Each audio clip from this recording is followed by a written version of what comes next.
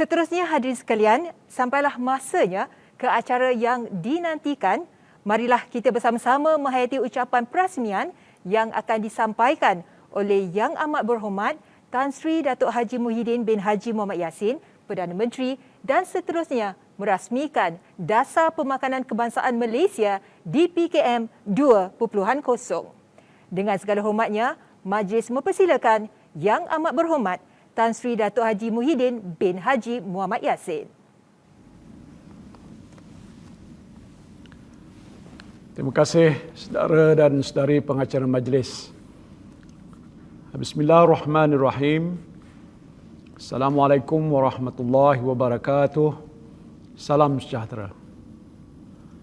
Yang Berhormat Datuk Seri Dr. Adham bin Baba, Menteri Kesihatan Malaysia, Yang Berhormat Datuk Dr. Haji Nur Azmi bin Ghazali, Timbalan Menteri Kesihatan 1, Yang Berhormat Datuk Aaron Ago Dagang, Timbalan Menteri Kesihatan 2, Yang berbahagia Datuk Muhammad Syafiq bin Abdullah, Ketua Setiausaha Kementerian Kesihatan Malaysia, Dewan Kehormat, saudara dan saudari yang saya kasihi sekalian. Apa khabar semua? Saya doakan saudara dan saudari sihat walafiat sentiasa. Alhamdulillah, bersyukur kita ke hadrat Allah Subhanahu wa taala kerana dengan izin dan limpah kurnia kita dapat bersua secara maya pada petang ini bagi menyempurnakan Majlis Pelancaran Dasar Pemakanan Kebangsaan Malaysia DPKM 2.0 dengan bertemakan kesejahteraan pemakanan tanggungjawab bersama. Kita semua maklum bahawa pemakanan sihat merupakan kunci kepada kesihatan yang baik. Makanan juga merupakan asas kepada keperluan kehidupan. Sehubungan dengan itu, pembangunan sosioekonomi yang pesat di Malaysia, termasuk perubahan dalam gaya hidup dan amalan pemakanan, telah memberi kesan kepada kesejahteraan pemakanan dan pola penyakit dalam masyarakat. Keadaan ini menyebabkan negara kini sedang berhadapan dengan masalah beban berganda, mal pemakanan dengan peningkatan kadar obesiti di setiap peringkat umur dan masalah kekurangan pemakanan terutamanya dalam kalangan kanak-kanak bawah umur 5 tahun yang memerlukan perhatian yang serius. Masalah mal pemakanan merupakan satu krisis kesihatan sejagat, terutamanya di saat pandemik COVID-19 sedang melanda seluruh dunia, termasuklah negara kita. Selain daripada beban penyakit tidak berjangkit yang berpunca daripada pemakanan seperti diabetes dan darah tinggi, Jabatan Perangkaan Malaysia menganggarkan pada tahun 2030, Malaysia akan mencapai status negara tua dengan peratus penduduk berumur 60 tahun dan ke atas adalah 15.3%.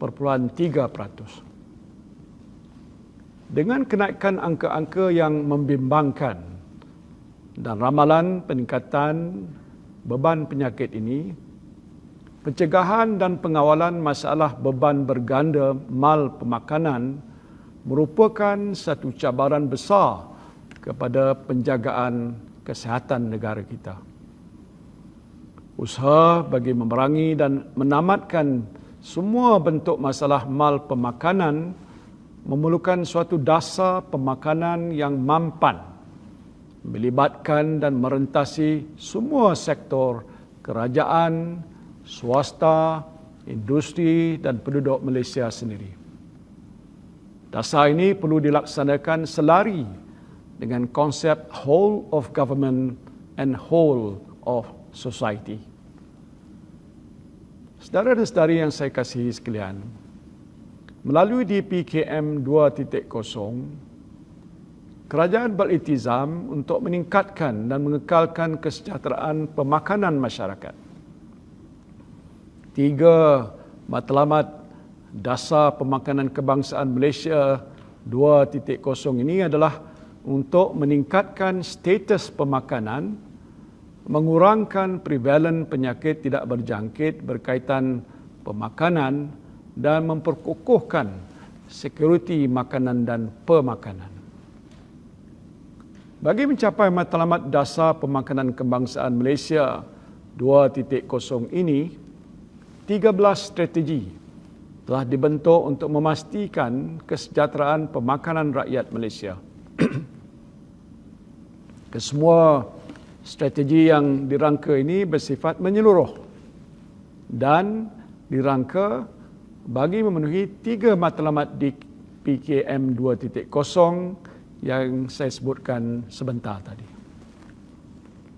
Seiring dengan dasar yang digubal, kerajaan melalui pihak Kementerian Kesihatan pada masa yang sama turut menyemak semula Pelan Tindakan Pemakanan Kebangsaan Malaysia NPANM 2016-2025 yang menyokong strategi-strategi dalam dasar pemakanan kebangsaan Malaysia.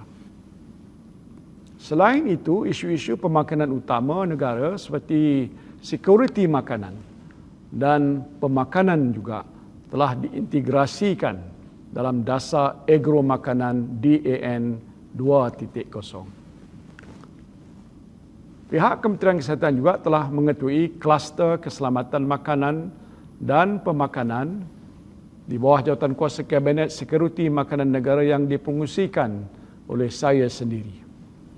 Dalam hal ini, isu-isu berkaitan sekuriti makanan dan pemakanan terutamanya semasa bencana merupakan antara perkara yang diberikan perhatian serius oleh kerajaan.